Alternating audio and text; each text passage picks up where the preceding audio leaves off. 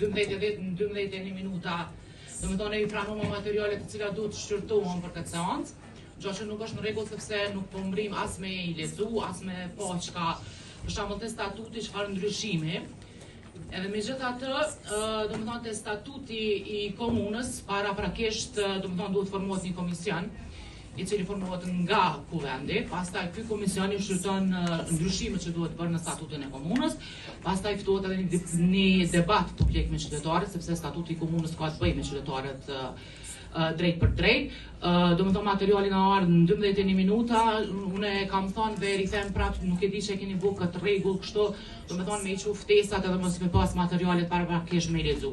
Do të thonë asnjë edhe këto raporte, do të thonë këto raporte që tashmë veç sona i sellën me i pa janë kryesisht fotografi kur që tjetër shkrume që me thonë, absolutisht janë veç fotografi duket tash në mallin që janë të Facebookut ose të Instagramit kur që heq. Kështu që unë jam kundër këtij rendi të ditës, ku s'kemi as materiale, as kur që heq lexojmë, nuk mund të votojmë ose të bëjmë pika të rendi ditës, të cilat nuk kanë materiale bashkangjiese në email-at tona, sepse nuk po e dim çka po bëjmë. Unë kam bërë vrejtje edhe për mbledhjen e KPF-s që po mohet brenda një ditës. Mbledhja e KPF-s duhet të mohet një javë para seancës kuvendit. Po megjithatë mirë që e thirrët këtë seancë në këtë muaj, se muajin e kaluar nuk keni thirrë seancë hiç.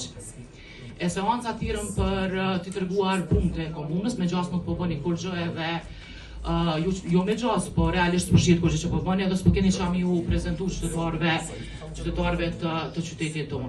Sepse seancat mohen, raportet e sa në mohen për qytetarët të cilët me bikëshyr punën e ju, edhe na si asamblej kështu.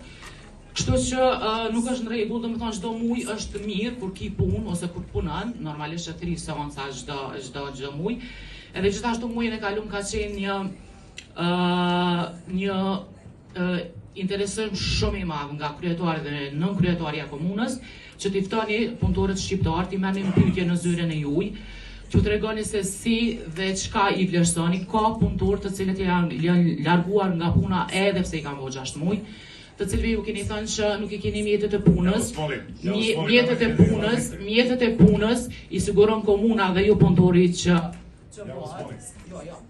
Ja vas molim, nemojte, imate tačku razno, moćete u tački razno pričati o tome. Nuk është rregull mu manuar fjalën.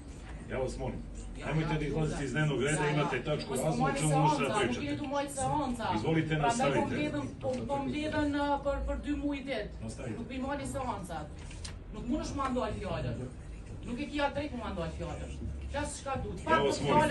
Mi sad pričamo o dnevnom redu, vi pričate o nekim drugim stvarima. Faktën fjallën duhet më Samo nemojte da vičete. Materialet nuk Nemojte da vičete, to ste u pravu i nisam vas prekinuo. To ste u pravu. Apsolutnisht asgjë s'po bëni faktën fjallën. Ja vama sada kažem, nemojte da vičete, nalazimo se u Skupštini Mitrovice.